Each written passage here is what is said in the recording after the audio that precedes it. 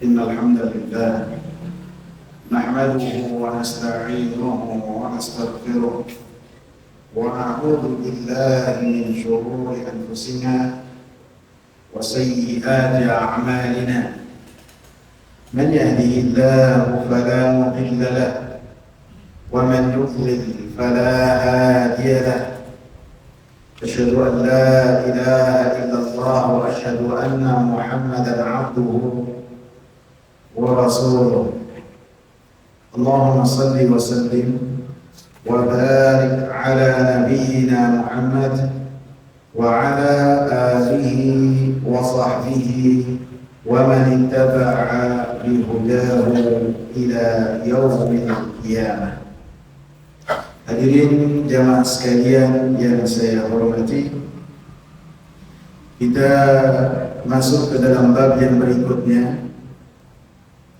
Babun la yuraddu man sa'ala billah. Bab tidak ditolak seseorang yang meminta dengan nama Allah Subhanahu wa ta'ala.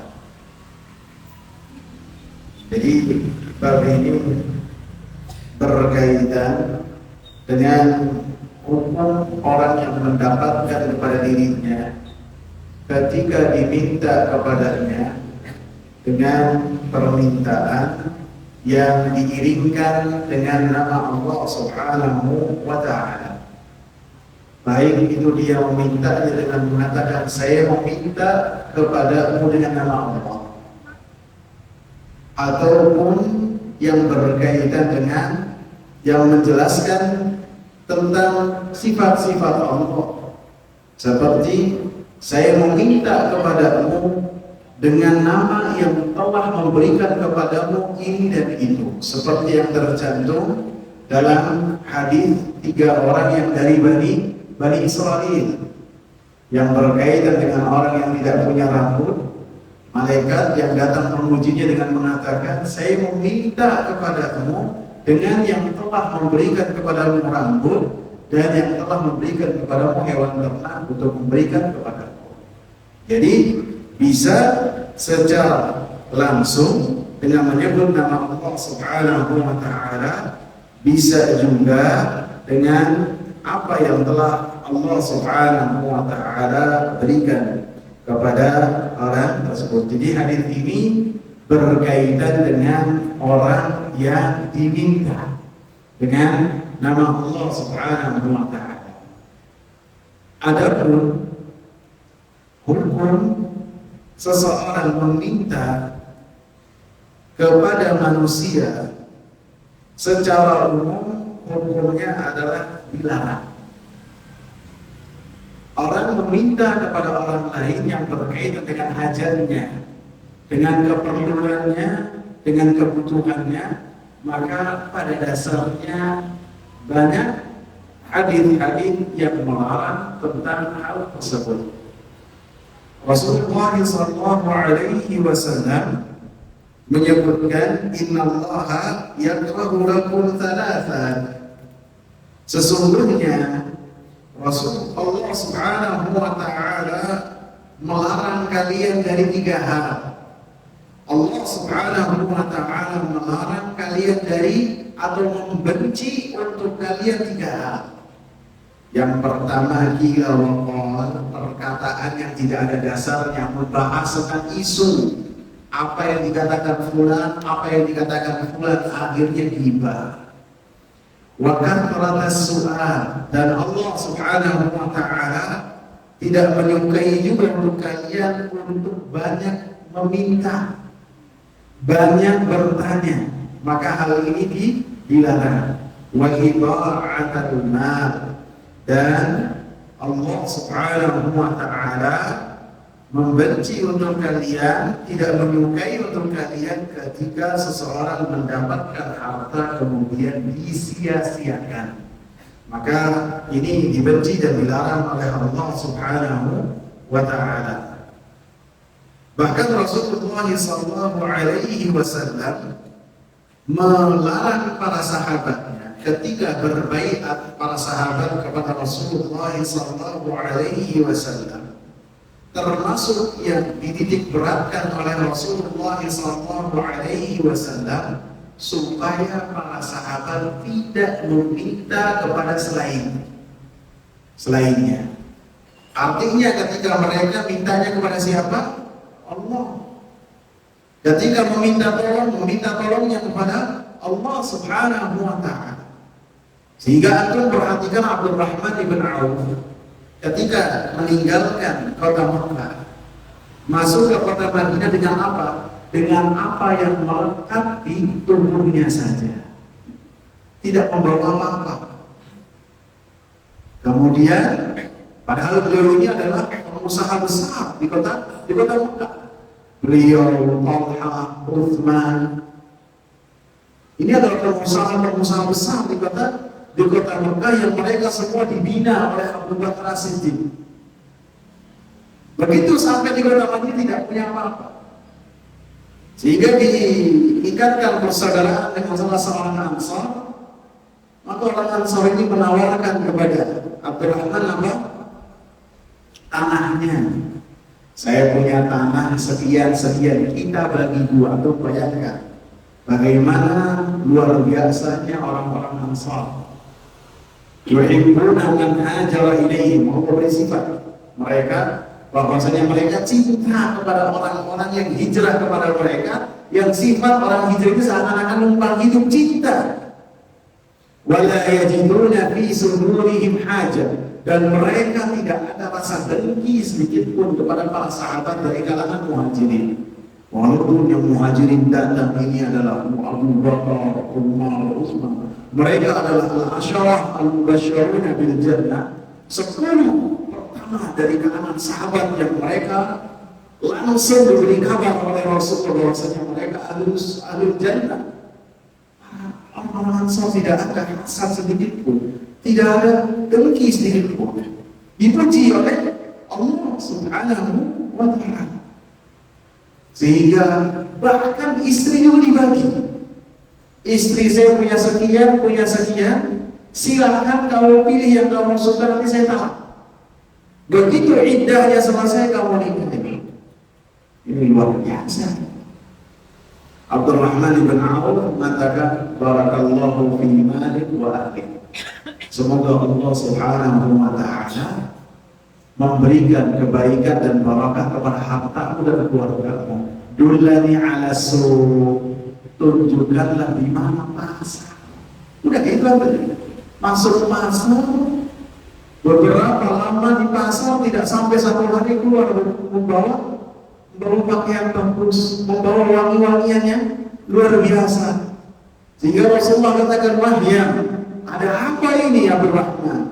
Wangian-wangian kayak gini ini wangian orang yang baru nikah. Itu bayangkan, datang kota Madinah, masuk pasar, keluar sudah jadi pengantin. Ini kata Rasulullah, ini baru orang laki yang baru nikah. Maka Abdurrahman mengabarkan kepada Rasulullah, saya baru nikah. Apa maharnya? Waznu tamri dzahab. Beliau mengatakan maharnya itu emas, yang emas itu sebesar biji korma. Jadi bukannya yang kecil. Masuk begitu kuat dapat untung langsung. Artinya Abdurrahman ibn Auf tidak meminta dan tidak ajibu pun mendapatkan kebaikan orang lain, tidak benar-benar mengamalkan apa yang telah dikatakan oleh Rasulullah, washhad fima indan nas. Zuhurlah kamu dari apa yang ada di tangan manusia. Yuhibbakan nas, pasti manusia akan cinta kepada Allah. Begitu juga para sahabat ketika tongkatnya jatuh, ketika mereka naik kuda cangkutnya jatuh, mereka tidak memerintahkan orang lain untuk mengambil tongkat ataupun cambuk mereka, tidak. Mereka turun dan mengambilnya sendiri. Jadi mereka benar-benar menjaga baiat yang mereka lakukan kepada Rasulullah. tidak meminta bantuan, tidak meminta tolong, tidak meminta harta, tidak. Semuanya mereka jaga kemurnian tauhid mereka untuk Allah Subhanahu wa taala. Mereka benar-benar melaksanakan iyyaka na'budu wa iyyaka nasta'in. Wa idza sa'alta fas'alillah wa idza ista'anta fasta'in billah.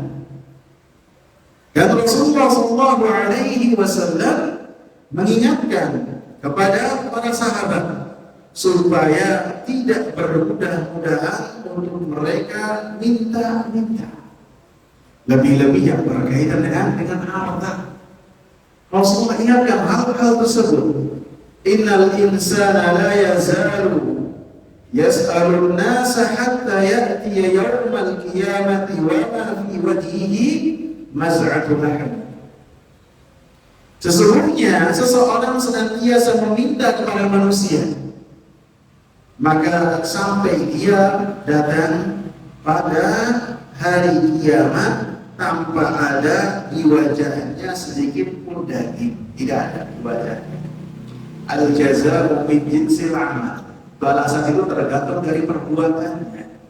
Ketika seseorang tidak menghargai wajahnya, tidak menghargai kehormatannya, sehingga dia lebih suka meminta daripada berusaha dengan upaya dia untuk mendapatkan kebutuhan dia, maka di hari kiamat balasannya sesuai dengan apa yang dia lakukan ketika di dunia. Sehingga menunjukkan meminta-minta tanpa ada kebutuhan yang mendesak, ini adalah perkara yang diharamkan oleh Allah Subhanahu wa taala dan oleh Rasulullah sallallahu alaihi wasallam.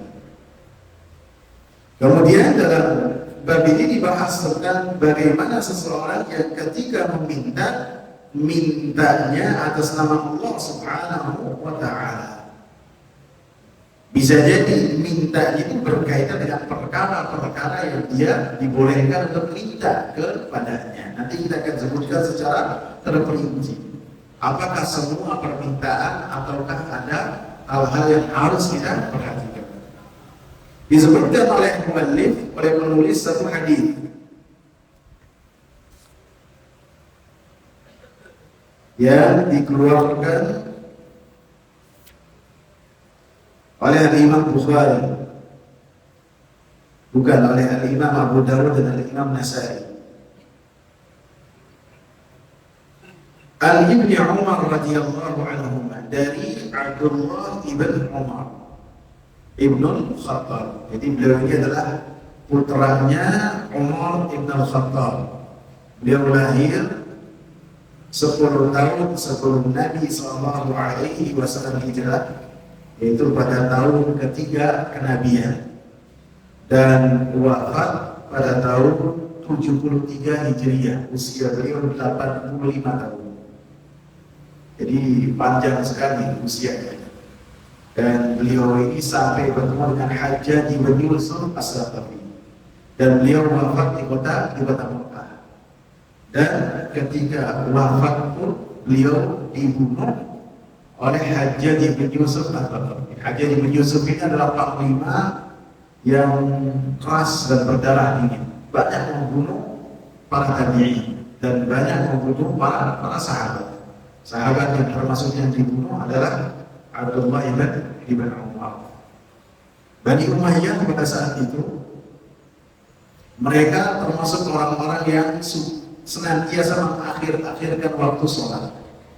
Waktu azan mereka akhir-akhirkan.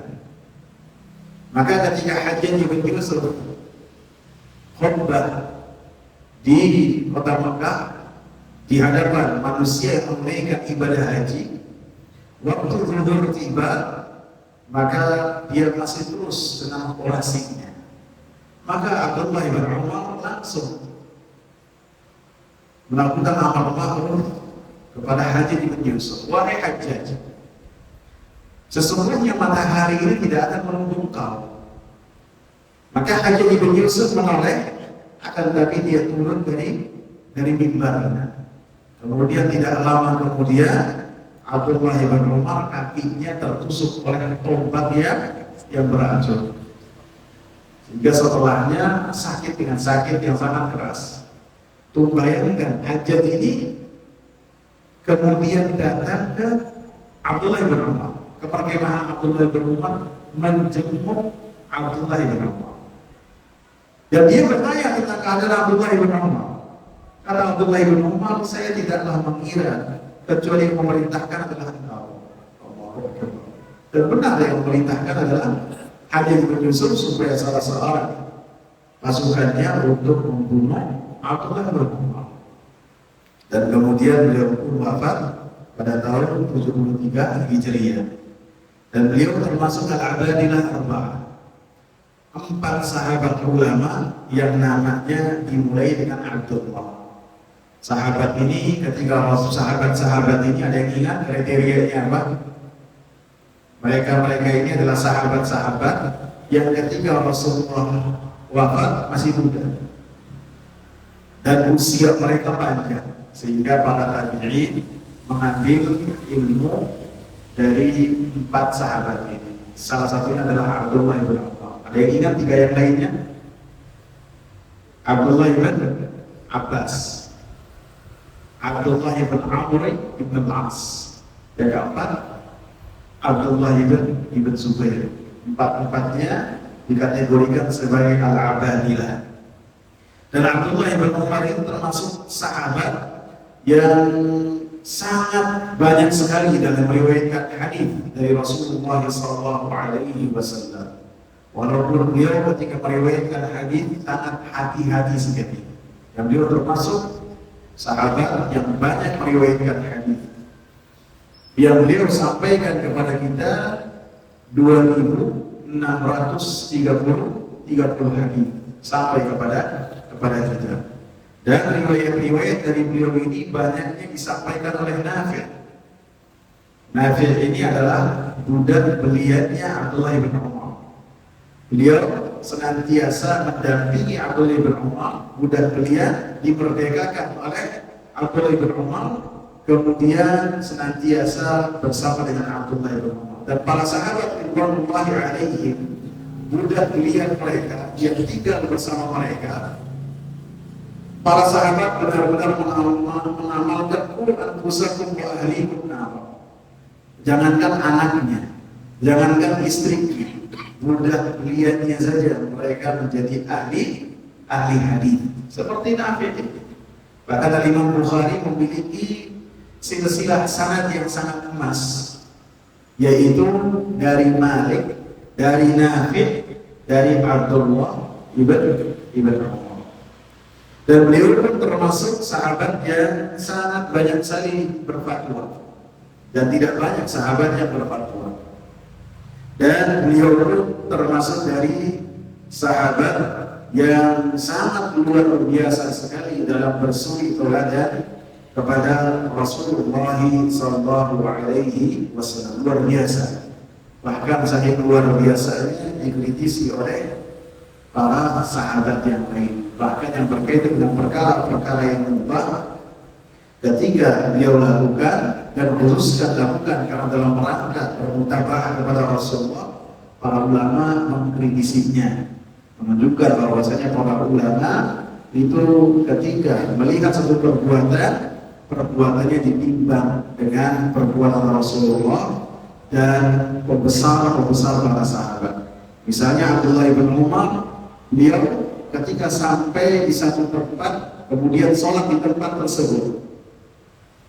Kemudian ketika ditanya kenapa melakukan hal tersebut, ketika ditanya menjawab, karena saya melihat Rasulullah sholat di tempat ini. Maka hal tersebut dikritisi oleh para ulama, karena pembesar para sahabat seperti Abu Bakar, seperti Umar, seperti Uthman, yang keilmuan mereka lebih tinggi daripada Abdullah bin Umar, tidak melakukan hal tersebut.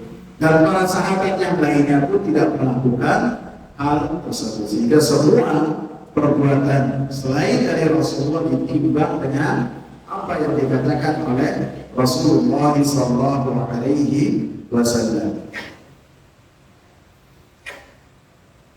Beliau mengatakan bahwasanya Rasulullah sallallahu alaihi wasallam berkata, "Man sa'ala billahi fa'atuhu." Siapa yang meminta kepada kalian atas nama Allah Subhanahu wa taala, maka sebagai bentuk pengagungan kalian kepada Allah Subhanahu wa taala dan sebagai bentuk adab kalian kepada Allah Subhanahu wa taala, maka berikanlah apa yang diminta oleh orang tersebut. Dan yang mampu melakukan hal tersebut adalah orang-orang yang bertauhid dengan tauhid yang benar, dan orang-orang yang mereka beradab kepada Allah Subhanahu wa taala. Sebagaimana dalam bab sebelumnya tidak boleh mengatakan ya abdi, wahai budakku, wahai hambaku. Tidak boleh mengatakan Allahumma gfirli in syi'ta, menunjukkan orang tersebut tidak beradab kepada Allah. Demikian juga bab ini, orang yang tidak melakukan dan tidak memberikan kepada orang-orang yang meminta atas nama Allah Subhanahu wa taala, menunjukkan dia tidak mengagungkan Allah Subhanahu wa taala. Jadi perintahnya adalah perintah yang maknanya wajib untuk ditunaikan dan diberikan kepada orang yang meminta atas nama Allah Subhanahu wa taala. Syekh Shalih bin Utsman As-Sindi hafizahullah, beliau dalam kajian kita bertauhid bab ini, beliau merinci dengan perincian yang berkaitan dengan orang-orang yang meminta atas nama Allah Subhanahu wa taala. Ada 4 keadaan kata beliau. Yang pertama, ketika seseorang meminta kepada orang lain atas nama Allah Subhanahu wa taala yang berkaitan dengan hak dia. Contohnya apa? Contohnya orang punya piutang, nagih dijanjiin terus, iya nanti besok. Dia capek, akhirnya dia minta atas nama Allah. Saya meminta engkau atas nama Allah Subhanahu wa taala supaya engkau memberikan hak saya. Jadi orang yang dimintanya ini bilang nanti akan, tapi statusnya belanja di sini, statusnya jalan-jalan ke sini, padahal dia nanti saban hari. Akhirnya dia meminta kepada orang tersebut atas nama Allah Subhanahu wa taala. Maka kewajiban orang ini berlimpah-limpah. Yang tadinya kewajiban ini hanya sekedar menunaikan kewajiban atas yang membayar hutang dia, maka dilipat gandakan dengan kewajiban untuk memenuhi permintaan orang tersebut karena atas nama Allah Subhanahu wa taala. Karena orang yang punya hutang kemudian dia punya kemampuan dan tidak membayarnya, itu adalah kezaliman. Kalau Rasulullah katakan apa, ma'lul ghani zulmun. Orang yang menunda-nunda untuk bayar sedangkan dia punya kemampuan, maka itu adalah kezaliman. Sehingga orang yang terzalimi, yaitu orang yang memberikan piutang, ketika meminta maka atas nama Allah Subhanahu wa taala, maka pastinya kewajiban dia untuk membayar hutangnya lebih berlipat lagi, tidak seperti pertama. Ada kewajibannya lebih karena orangnya telah meminta atas nama Allah Subhanahu wa taala. Bukan berarti ketika ditagih tidak dengan nama Allah tidak wajib bayar, bukan ya. Ketika ditagih walaupun tidak atas nama Allah, maka tetap ada kewajiban untuk membayarnya. Keadaan yang kedua, contoh yang kedua adalah ketika seseorang meminta atas nama Allah Subhanahu wa taala yang permintaannya yang berkaitan dengan perkara-perkara yang haram, yang di dalamnya ada dosa. Meminta untuk orang menyampaikan kepada orang lain perkara-perkara dosa yang di dalamnya ada adu domba. Yang orang tersebut memintanya atas nama Allah, saya meminta kepadamu atas nama Allah untuk melakukan menyampaikan omongan ini kepada orang tersebut. Padahal orang ini yang diminta tahu bahwasanya omongannya dusta. Maka apabila yang dimintanya adalah perkara-perkara yang aman, yang di dalamnya memutus tali silaturahmi, maka tidak boleh untuk melakukannya walaupun memintanya atas nama Allah. Ya, jadi orang meminta kepada orang lain, berikanlah kepada saya rokok atas nama Allah. Ini haram, tidak boleh. Rokok adalah haram. Berikanlah kepadaku, saya meminta kepadamu atas nama Allah apa? Khamar misalnya. Atau meminta kepada orang lain atas nama Allah untuk mencuri dan lain-lain perkara yang diharamkan oleh Allah Subhanahu wa taala, maka seseorang tidak boleh untuk melakukannya. Yang ketiga adalah seseorang meminta atas nama Allah Subhanahu wa taala yang permintaannya itu ada mudharabnya. Permintaannya itu sangatlah berat untuk dipenuhi.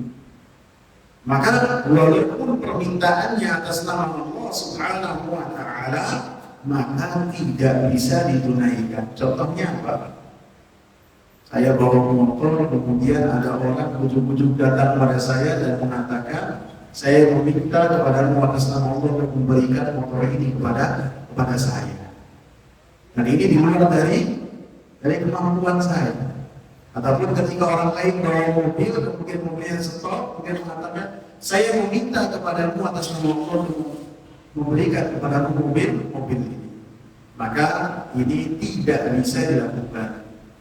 Karena banyak dalam ayat yang kita diperintahkan untuk tidaklah menjatuhkan diri kita ke dalam perkara-perkara yang membinasakan kita. Dan Rasulullah pun mengatakan tidak boleh melakukan perkara yang membahayakan. Adapun yang keempat adalah ketika seseorang meminta dengan nama Allah Subhanahu wa taala perkara-perkara yang di dalamnya tidak ada hal yang diharamkan, tidak memutus tali silaturahmi, tidak ada dosa dan tidak memberatkan, maka dalam keadaan yang demikian wajib bagi orang yang diminta untuk memenuhi apa yang diminta dalam rangka mengagungkan nama Allah Subhanahu wa taala. Di perinciannya ada 4 tadi. Yang pertama yang berkaitan dengan hak orang yang meminta. Yang kedua, apabila ada dosa dan memutus tali silaturahmi, maka ini tidak boleh. Yang ketiga, apabila mengkurbani pun tidak bisa dipenuhi. Adapun yang keempat, apabila permintaannya atas nama Allah ini tidak haram dan tidak mengkurbani, maka wajib untuk dipenuhi permintaan orang tersebut. Paham ya, kawan? Paham ya? Kemudian dalam hadis ini Rasulullah SAW mengatakan, "Man ista'adha billahi fa'idhu." Dan siapa yang meminta perlindungan atas nama Allah Subhanahu wa taala, maka berikanlah kepadanya perlindungan. Jadi seseorang yang meminta kepada kita yang permintaan tersebut tidak, ketika berkaitan dengan perlindungan, tidaklah berlindung dari perkara-perkara yang diwajibkan oleh Allah Subhanahu wa taala yang di dalamnya tidak menyelisihi misalnya hukum-hukum yang ditegakkan seperti qisas, seperti takzir, hukuman dari pemerintah yang berkuasa. Ketika meminta perlindungan kepada kita atas nama Allah Subhanahu wa taala, maka kita berikan perlindungan. Sebagaimana Rasulullah SAW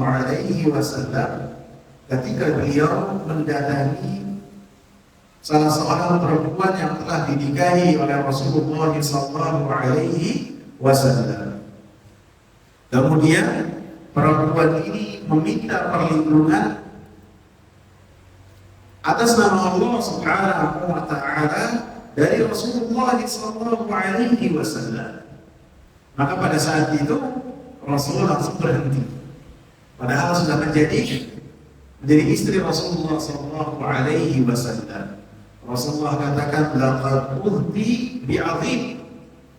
Engkau telah meminta perlindungan dengan yang maha besar. Ilhabi bi ahliki, maka pulanglah engkau kepada keluargamu.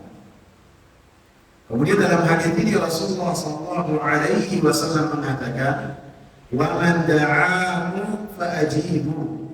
Siapa yang meminta kepada kalian, atau artinya meminta kalian datang, artinya mengundang kalian. Wa man da'akum fa'ajibu. Siapa yang mengundang kalian, maka penuhilah undangan tersebut. Sebagian ulama menyatakan ini undangan yang berkaitan dengan undangan apapun juga. Selama kita diundang, kemudian kita mampu untuk datang, maka bisa kita untuk datang. Misalnya undangan yang berkaitan dengan pinangan, undangan yang berkaitan dengan, bisa jadi ada orang yang memanggil kita, ayo mampir ke rumah, saya menyediakan makanan untuk Anda ya. Maka sebagian ulama mengatakan itu termasuk perkara-perkara yang diwajibkan. Adapun jumhur ulama yang berkaitan dengan wa man da'akum fa'ajibu, dan siapa yang mengundang kalian, maka penuhilah undangan tersebut, yaitu yang berkaitan dengan yaitu walimatul urs, yang undangan pernikahan. Dan undangan pernikahan ini yang berkaitan dengan hadis ini, pernikahan yang pertama. Bukan pernikahan yang pertama, artinya itu terkadang pernikahan itu dalam satu pasang ada beberapa walimah, ada beberapa perayaan. Benar nggak? Ada walimah resepsi, setelahnya ada walimah ngunduh mantu. Benar nggak? Nah, yang dimaksud oleh para jumhur ulama yaitu walimah setelah ijab kabul. Maka apabila dipanggil, maka kita diwajibkan untuk datang. Rasulullah sallallahu alaihi wasallam mengatakan, syarrul ta'ami ta'amul walimah. Sejelek-jelek makanan adalah makanan walimah. Jeleknya bagaimana? Yud'a ilaiha man ya'baha. Yang diundang ke walimah tersebut orang-orang pilihan saja, orang-orang yang biasa perutnya kenyang di rumah. Wa yamna'uha man ya'tiha, dan dihalangi dari walimah tersebut orang-orang yang biasa perutnya kosong. Siapa yang kenyang itu maksudnya? Orang-orang yang mereka sudah biasa makan enak. Ada yang para fuqara dilarang untuk datang. Apabila sifatnya demikian, maka itu adalah sejelek-jelek makanan. Bukan berarti ketika kita datang ke walimah sensus terlebih dahulu.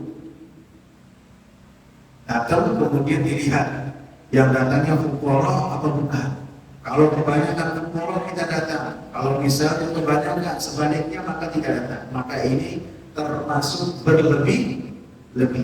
Yang penting anjuran hadis ini kepada orang-orang yang akan mengadakan walimah, tidak dikhususkan dari dan tidak ditepikan orang-orang yang mereka adalah orang-orang miskin. Akan tapi semuanya dipanggil apabila ada kemampuan.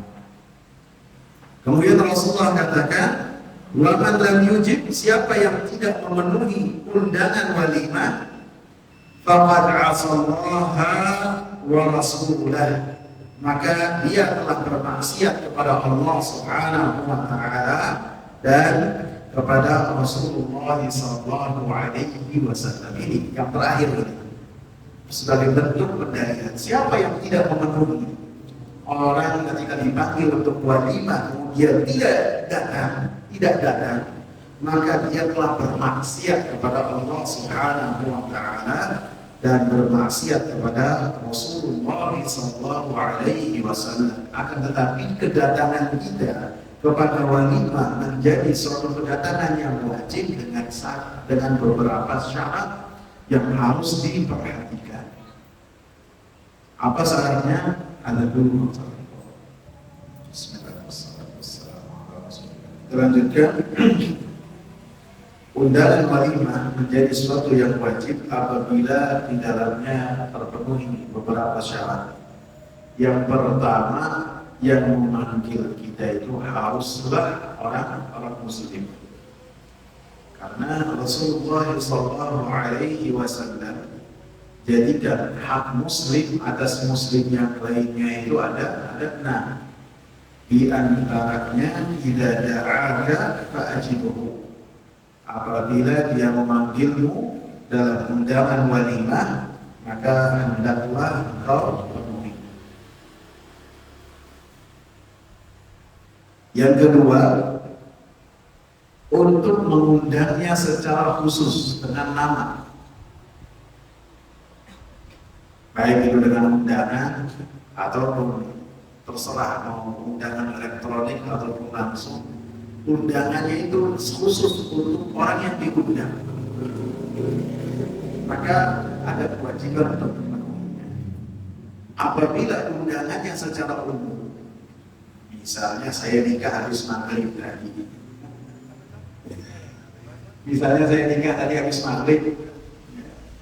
kemudian walimahnya habis isya, kemudian setelah salat isya saya bangun dan mengucapkan pada jamaah, setelah salat isya saya ada walimah, silakan datang ke walimah saya. Nah, untuk undangan yang sifatnya secara umum tidak ada kewajiban.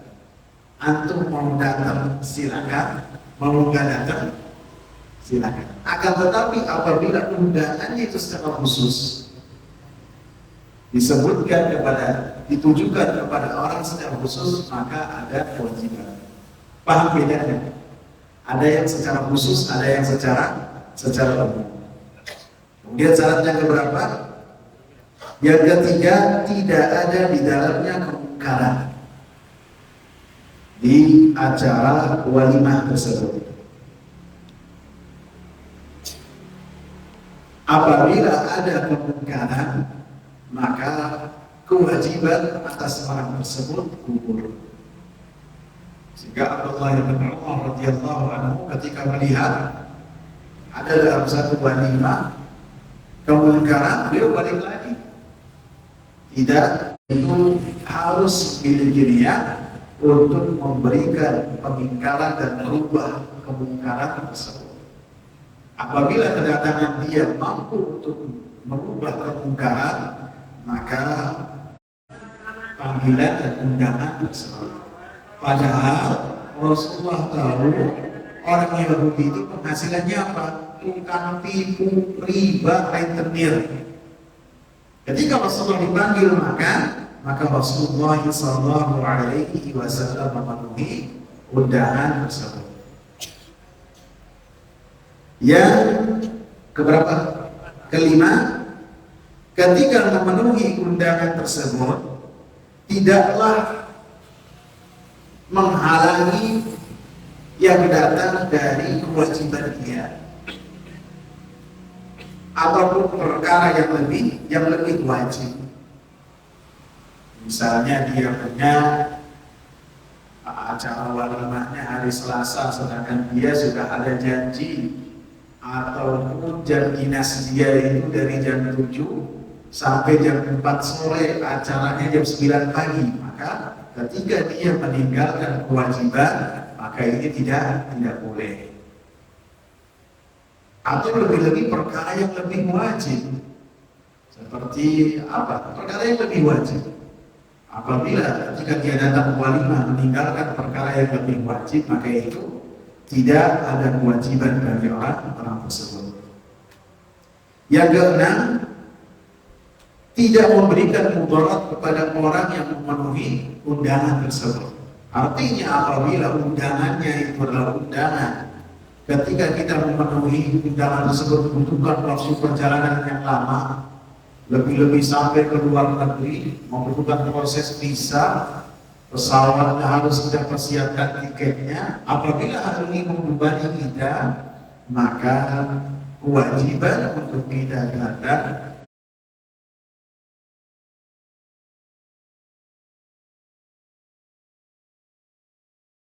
dan barang siapa yang berbuat kebaikan kepada kalian, kebaikan ini apapun juga, baik perbaikan yang sifatnya perkataan, yang sifatnya perbuatan, pemberian, apa saja, ketika sampai kepada kita, maka Rasulullah SAW memerintahkan kita untuk membalas perbuatan tersebut dengan kebaikan juga.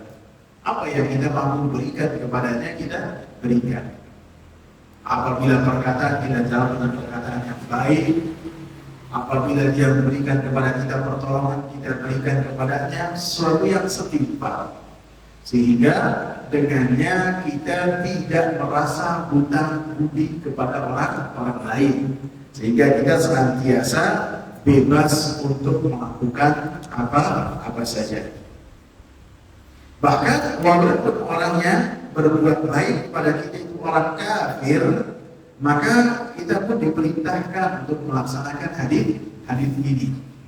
Karena Allah Subhanahu wa taala memerintahkan kita untuk berbuat adil, termasuk kepada orang-orang kafir, yang orang-orang kafir itu tidak memerangi kita, misalnya tetangga kita ataupun rekan kita di kantor. Apabila berbuat baik kepada kita, maka balaslah perbuatan baik itu dengan perbuatan baik yang lain. Al-Mumtahanah ayat 9 Allah katakan, innama yanhaakum 'anil ladzina qataluukum fid din wa akhrajuukum min diyarikum wa dhaharukum 'ala ikhrajikum an tawallawhum. Bukan ayat ini, ayat yang sebelumnya, ayat yang ke-8. La yanhaakumullahu 'anil ladzina lam yuqatilukum fid din wa lam yukhrijukum min diyarikum an tabarruhum wa tuqsitu ilaihim. Allah Subhanahu wa taala tidaklah melarang kalian untuk berbuat baik kepada orang-orang yang tidak memerangi kalian dalam agama dan tidak mengeluarkan kalian dari rumah-rumah kalian, untuk berbuat baik kepada mereka dan berbuat adil. Jadi ketika mereka berbuat baik kepada kita, maka kita balas dengan kebaikan pula. Fa illam tajidu ma tukafi'una, maka apabila kalian tidak mendapati sesuatu yang dengannya kalian membalas perbuatan kebaikan tersebut, fad'u lahu, maka doakan kepada orang tersebut, hatta tarau annakum qad kafartum, sampai kalian melihat dan meyakini dan mengira bahwasanya kalian telah memberikan pembalasan yang baik kepada orang yang berbuat baik kepada kalian. Bisa didoakan supaya senantiasa sehat, supaya Allah Subhanahu wa taala balas, atau dengan mengucapkan jazakumullahu khairan. Kadang-kadang kita karena sering diucapkan kepada kita jazakumullahu khairan, seakan-akan kebal, seakan-akan ucapan jazakumullahu khairan adalah ucapannya biasa-biasa saja. Padahal artinya apa? Semoga Allah membalas kamu dengan sesuatu yang lebih baik. Apa saja yang lebih baik. Sehingga dalam hadis Rasulullah katakan, man suni'a ilaihi ma'ruf, siapa yang dia mendapatkan kebaikan dari orang lain, kemudian dia berkata kepada orang yang berbuat baik kepadanya, jazakallahu khairan, faqad ablagha fit thana, maka sungguh dia telah sampai pada puncak dalam memuji orang tersebut. Karena kita sering mendengar ucapan ini seakan-akan menjadi hal yang biasa. Padahal kalau diterjemahkan artinya sangat mengenal sekali. Bisa jadi jazakumullah khairan artinya semoga Allah masuk semuanya kebaikan yang ada baik untuk kita, Allah Subhanahu wa Ta'ala berikan balasan tersebut untuk berikutnya. Tidak meminta dengan wajah Allah kecuali surga. Dan poin-poin atau pelajaran-pelajaran yang disebutkan oleh penulis semuanya sudah saya sebutkan secara garis besar dalam pembahasan yang singkat tadi. Semoga bermanfaat. Subhanallah wa bihamdika, asyhadu an la ilaha illa anta, astaghfiruka wa atubu ilaik. Assalamualaikum warahmatullahi wabarakatuh.